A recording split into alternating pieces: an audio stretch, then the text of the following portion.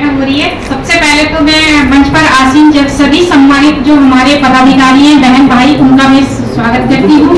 साथ ही जिन्होंने ये कार्यक्रम आयोजित किया है, जितने भी कार्यकर्ता हैं, बहुत सुंदर कार्यक्रम का आयोजन किया है, इसलिए मैं आभार व्यक्त करती हूँ हृदय से कि बहुत अच्छा स्वागत सत्कार यहाँ पे हुआ है राजस्थान जयपुर में। तो आज की बैठक का जो हमारा एजेंडा है, हम यहाँ जो भी बात करेंगे वो पूरे भारत में एक संदेश जाएगा, क्योंकि आप ये मत समझना कि जो लोग यहाँ पर बैठे हैं केवल ये बात यहाँ तक सीमित रहेगी। ये मतलब प्रत्येक आंगनबाड़ी भारत की, हम बोलते हैं कि 28 लाख परिवार आंगनबाड़ी कार्यकर्ताओं के हैं, तो 28 लाख परिवारों तक हमारी आज की ये बैठक और पूरा भारत, हमारे पूरे भारत की आंगनबाड़ी कार्यकर्ताएं आज इस बैठक का इंतजार कर रही है कि आज हमारा क्या डिसीजन होगा, हमारा क्या निर्णय होगा। तो आज हम सभी को एक संकल्प लेके यहाँ से उठना है। एक हमारा जो नेतृत्व हमारे इस राष्ट्रीय बैठक का कर रहे हैं, हमारे जो छोटेलाल धनखड़ जी हैं, जो हमारे मार्गदर्शक हैं, इस बैठक के जो संचालन करता है, मैं सबका धन्यवाद करती हूँ, क्योंकि उनके मार्गदर्शन में आंगनबाड़ी कार्यकर्ताएं अपने आगे की रणनीति बना रही हैं और उनके नेतृत्व में ही केंद्र सरकार की जो हमारी आगे की जो लड़ाई है, आगे की जो हमारे कार्यक्रम बनेंगे, हमारी जो रणनीति बनेगी आंगनबाड़ी कार्यकर्ताओं के, तो आज की इस बैठक में वो सुनिश्चित किया जाएगा। तो मैं उत्तराखंड से आई हूँ, प्रदेश अध्यक्ष हूँ सुशीला खत्री, उत्तराखंड राज्य आंगनबाड़ी कर्मचारी संघ से। तो मैं पूरे भारत के आंगनबाड़ियों को संदेश देना चाहूंगी कि जैसे कि आप सभी जानते हैं कि लोकसभा चुनाव की तैयारियां जोरों शोरों से हैं, सभी राजनीतिक पार्टियां तैयारी कर रही हैं, तो हम सभी आंगनबाड़ी कार्यकर्ता, चाहे किसी भी संगठन से हम जुड़े हों, हम सबको इस टाइम पे एकजुट हो जाना चाहिए। हमें किसी भी पार्टी या किसी सत्ता से हमें कोई लेना देना नहीं है, क्योंकि हमारा जो घर परिवार है, हमारी रोजी रोटी और हमारी मेहनत से चलता है। तो इसलिए मेरा सभी बहनों से अनुरोध है, वो चाहे किसी भी दल, किसी भी संगठन के साथ जुड़ी हो, इस वक्त हम सबको एकजुट होना है, क्योंकि अभी कुछ टाइम पहले ही हमारी जो केंद्रीय मंत्री है श्रीमती स्मृति ईरानी जी, उनके वक्तव्य में उन्होंने कहा था कि आंगनबाड़ी कार्यकर्ता करती ही क्या है, 2 घंटे काम करती है। तो बड़ी शर्म की बात है कि हमारे केंद्रीय मंत्री को हमारे कार्यों के बारे में जानकारी नहीं है।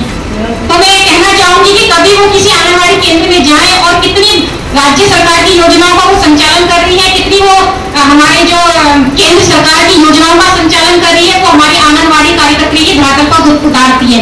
यहाँ पे अनेक वक्ताओं ने अपनी बात रखी है, मैं उन चीजों को दोहराना नहीं चाहूंगी, केवल इतना कहना चाहूंगी अपने बाल विकास जो हमारी केंद्रीय मंत्री जी है, कि मेरा निवेदन है कि आप उन आंगनबाड़ी कार्यकर्ताओं के बारे में सोचें जो जमीनी स्तर पर आपकी योजनाओं जमीनी स्तर पर उतरे। तो आंगनबाड़ी कार्यकर्ताओं के बारे में आप बताएं, क्या वो महिलाएं नहीं है, क्या वो किसी की बेटियां नहीं है? आपने कितना सशक्तिकरण उनका किया है? कम से कम हम ये चाहते हैं कि हमारा घर परिवार, हम अपने बच्चों का अच्छे से ठीक से पालन पोषण कर सके। तो मेरा आप सभी आंगनबाड़ी कार्यकर्ताओं से निवेदन है, पूरे भारत की बहनों से निवेदन है कि जो सरकार आंगनबाड़ी कार्यकर्ताओं के बारे में सोचेगी, उनके मानदेय वृद्धि करेगी, उनको राज्य कर्मचारी घोषित करेगी, हम उसी पार्टी के साथ उसी खत करेगा। भारत माता की जय। भारत माता। मैंने उत्तर प्रदेश में देखा जाए तो जनसंख्या बहुत है, हमारे मुख्यमंत्री जी के पास पैसा भी बहुत है, लेकिन देने के नाम पर, शायद वो भिक्षा के नाम पर आंगनबाड़ियों को मात्र 1500 रुपये प्रोत्साहन राशि के रूप में दे रहे हैं और 1500 मानदेय के रूप में दे रहे हैं। मैं कहना चाहूंगी कि जो समस्त सरकारें हैं वो चाहती हैं कि हम लोग एज ए सर्वेंट काम करें, और हम कर भी रहे हैं, लेकिन बदले में जब सैलरी की बात आती है तो उसे प्रोत्साहन राशि के रूप में कन्वर्ट कर देते हैं, जो कि गलत बात है। हमें सैलरी चाहिए, ना कि प्रोत्साहन राशि चाहिए। काम के बदले पैसा आप एज ए बिजनेस के तरीके से हमें देख रहे हैं, ना कि कर्मचारी के तरीके से देख रहे हैं। सन 75 की योजनाएं जितनी भी आई हैं, लगभग सभी आज कर्मचारी हो चुके हैं। नाम आपको पता तो गूगल करके देख लीजिए। लेकिन सन 75 की योजना ICDS है, जिसपे आज भी आंगनबाड़ी एक चपरासी से नीचे वर्ग में बैठी हुई है। महिलाओं को बढ़ाने की बात कही जाती है, लेकिन पैसे के नाम पर महिलाओं को सबसे नीचे रखा जाता है, और ये भारत के लिए बहुत ही निम्न स्तर की बात है। विदेश के मंच पे जाकर के आप छाती ठोक करके आइए, 56 इंच का सीना दिखा करके आइए, लेकिन जब 28 लाख महिलाओं की बात आती है तो आप चुप हो जाते हैं। रही बात हमारी मंत्री जी स्मृति ईरानी जी की, तो आप भी कभी सास भी कभी बहू थी की सीरियल से आई थी, और आज आप मंत्री बनकर बैठ गई। आपको नहीं पता कि आंगनबाड़ी क्या करती है? तो सबसे पहले तो मुझे लगता है मंत्री जी को ट्रेनिंग की जरूरत है, उन्हें पता होना चाहिए कि आंगनबाड़ी करती क्या है। और मैं अपने प्रधानमंत्री से, जो भी भावी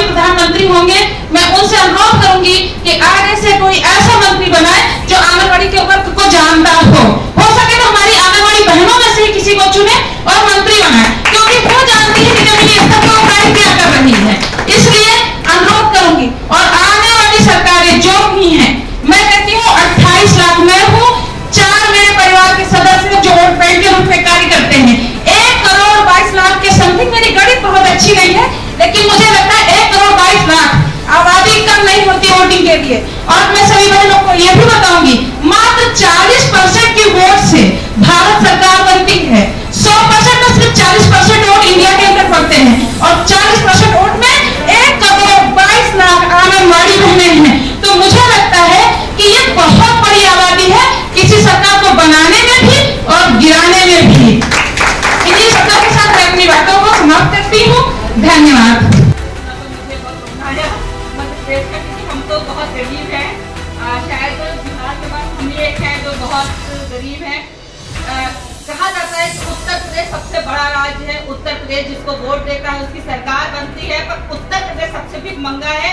जब आंगनबाड़ी की बात आती है तो सिर्फ उनको डंडे, लाठी इन सब से स्वागत होता है, पर मानदेय के टाइम पे नहीं दिखाई पड़ता। बीएलओ के टाइम पे सबसे ऊपर आंगनबाड़ी होती है। कोई काम होता तो अरे आंगनबाड़ी बहुत अच्छा वर्क करती है, सब कर लेगी। आंगनबाड़ी सब कर लेगी, बस आंगनबाड़ी पैसा नहीं संभाल सकती। आंगनबाड़ी पैसे के मामले में थोड़ी कमजोर है। तो मैं चाहूंगी कि जब हम वोट देते हैं तो हम वोट में ये नहीं देखते कि हमारे पीछे क्या हुआ, हम देखते अरे नहीं ये बहुत अच्छे, अरे इनका परिवार नहीं, अकेले ही अपने लिए क्या रखेंगे तो इनको वोट दे देते हैं। नहीं, जब हम वोट देने जाते हैं तो हमें पूरे 5 साल की एक एक चीज याद रखनी चाहिए कि हमने किन किन परिस्थितियों को गुजारा है, क्या क्या चीजें देखी हैं, क्या काम किया है। हम ना एक पुरुषों की तरफ चलते हैं, ये थोड़ा सा एक वो है कि घर के किसी भी आदमी ने बोल दिया नहीं ये सरकार सही है तो हम उधर उधर पट चले गए, हम अपना भूल जाते हैं। नहीं, क्योंकि हम जहाँ काम करते हैं मुझे लगता है शायद हमें उस हिसाब से वोट देना चाहिए। और पूरे हमारे, क्योंकि मैं उत्तर प्रदेश को रिप्रेजेंट कर रही हूँ, सब अपने अपने प्रदेश को रिप्रेजेंट कर रहे हैं। हमारे ऊपर पूरे 4.25 लाख आंगनबाड़ी को मैं रिप्रेजेंट कर रही हूँ। तो इसलिए मुझे पहले ये ध्यान देना चाहिए कि उनकी सैलरी क्या है। इसलिए हमारा सबसे बड़ा मुद्दा ये है कि चुनाव पास में है, इसलिए जितना प्रेशर हम बना सकते हैं। और संयुक्त मोर्चा जैसे सब अपने प्रदेश में बनाते हैं, वैसे पूरे ऑल ओवर इंडिया अगर एक बार कहीं बैठ जाएगी तो मुझे लगता है तब सरकार को शायद दिखेगी। हम लोग ये करते हैं ना, जब कहीं होता है प्रदर्शन, हम लोग बहुत कम संख्या में पहुंचते, हम कभी अपनी संख्या दिखा ही नहीं पाए। मैं ज्यादा कुछ नहीं बोलूंगी, तो मैं ये कहना चाहूंगी पूरे भारत में समान काम समान वेतन और हमें स्थायी कर्मचारी घोषित किया जाए, क्योंकि जितनी जो हमारी केंद्र सरकार की स्कीमें हैं उन्हें ग्रास रूट पे आंगनबाड़ी कार्यकर्ता ही अम्मी जमा पहनाती है, तो ये सरकार को भी दिखता है। तो हमारे साथ ये नाइंसाफी क्यों? तो हमने अब ये लोकसभा चुनाव जो 2024 में होने वाले हैं, अगर सरकार हमारी बात मानती है तो हम उन्हीं का साथ देंगे, अगर नहीं देंगे तो हमें भी अपने मत का प्रयोग सही ढंग से करना है, ताकि आने वाले समय में अच्छी सरकार बने और हमारी जो कार्यकाल है उन्हें सब कुछ दिख जाए। क्योंकि ग्रास रूट पे सबसे लोग कर्मचारी हम लोग आते हैं और सारे जो भी सरकार के काम है वो हम करते हैं।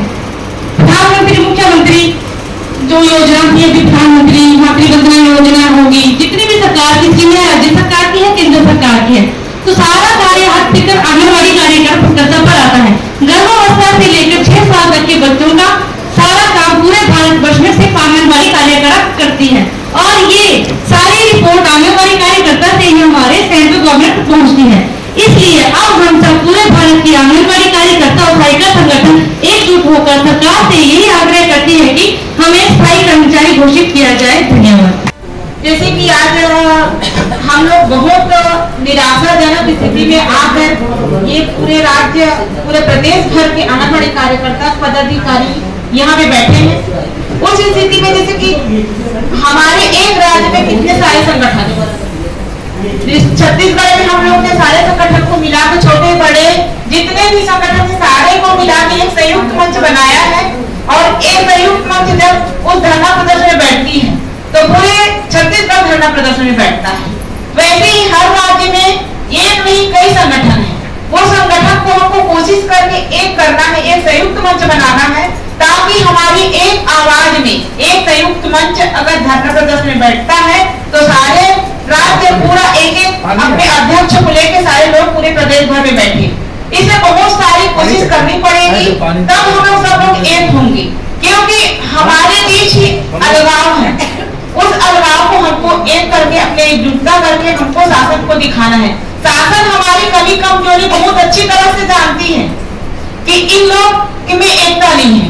आज देखिए मध्य प्रदेश में अलग मानदेय है, छत्तीसगढ़ में अलग मानदेय मानते हैं, उत्तराखंड में अलग है, झारखंड में अलग है, छुट्टी का भी वही प्रक्रिया अलग अलग है। तो ये क्यों? हम सारे आंगनबाड़ी कार्यकर्ता और सहायिका एक ही काम करते हैं, कोई अलग अलग काम नहीं करता। तो हमको सारे को एक मानदेय मिलना चाहिए, एक छुट्टी मिलना चाहिए, एक जो इंक्रीमेंट है वो मिलना चाहिए। हमको सिर्फ सारे आंगनबाड़ी कार्यकर्ता पूरा प्रदेश भर के हमको एक ही मांग रखना है कि हमको शासकीय कर्मचारी घोषित किया जाए। मैं ज्यादा नहीं बोलूंगी, मैं भी यही बोलना चाहती हूँ कि हम भी शुरू से यही चाह रहे हैं। आज अगर हम लोग इतने पढ़े लिखे हैं, अगर किसी और, मेरा नाम सुषमा शर्मा है, मैं पाली से जिला अध्यक्ष। तो मेरा ये कहना है कि हमने आंगनबाड़ी को हमारा सारा जीवन समर्पित कर दिया। आप देखेंगे कि सभी एक ही बात बोल रहे हैं, मैं वापस रिपीट भी नहीं करूंगी क्योंकि सभी बहनें यहाँ पर दुखी हैं। आंगनबाड़ी को लेके अपना घर परिवार सब छोड़ चुकी है, उन्हें कुछ नहीं दिखता। एटमोस्ट हम लोग यहाँ आए ना तो भी पीछे घर बार छोड़े तो उसका टेंशन नहीं है, टेंशन आंगनबाड़ी का है कि क्या फोन आ जाएगा। इसलिए मैं भी यही चाहती हूँ कि हमें कर्मचारी बनाया जाए और हमारा प्रमोशन करा जाए। बस, धन्यवाद। भारतीय आंगनबाड़ी संगठनों का एकजुटता जो हो रहा है उसके लिए हम आप सभी का आभार व्यक्त करते हैं। और राजस्थान अखिल राजस्थान महिला एवं बाल विकास संयुक्त संघ कर्मचारी का जो ये पहल है, मैं सबका आभार व्यक्त करता हूँ, धन्यवाद देता हूँ।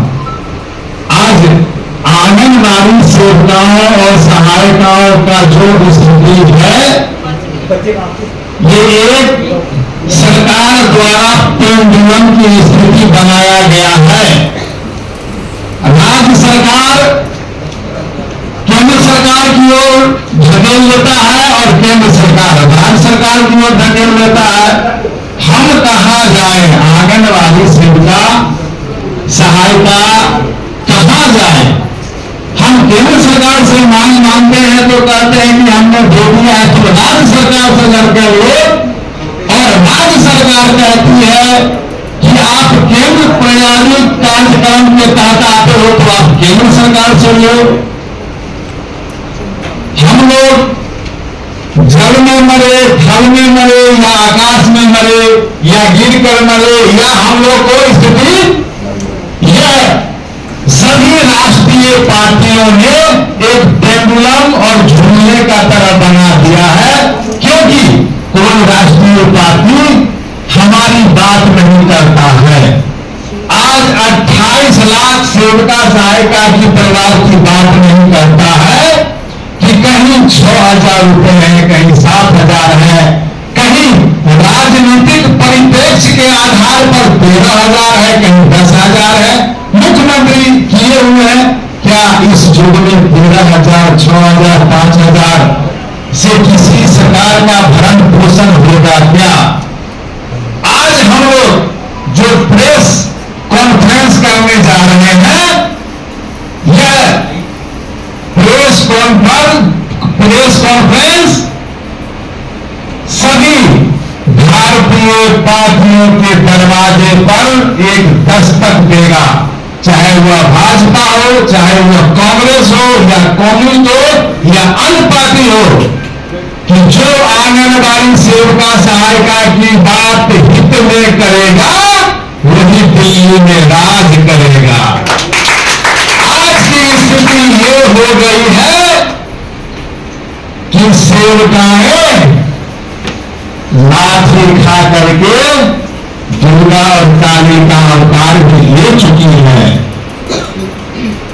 आज राजस्थान में मीटिंग इसलिए रखा गया है कि इतिहास गवाह है कि राजस्थान की महिलाएं वीरांगना हुआ करती थी, इसीलिए अब सभी आज भारत की आंगनबाड़ी सेविका सहायिकाएं राजस्थान से सीख लेकर वीरांगना होकर सभी पार्टी को हराने का काम करेगी। हम उसी को जिताएंगे जो हमारी बात करेगा, जो हमको सरकारी कर्म करेगा। जय भारत, जय हिंद, जय भारत की आंगनबाड़ी सेविका सहायिकाएं।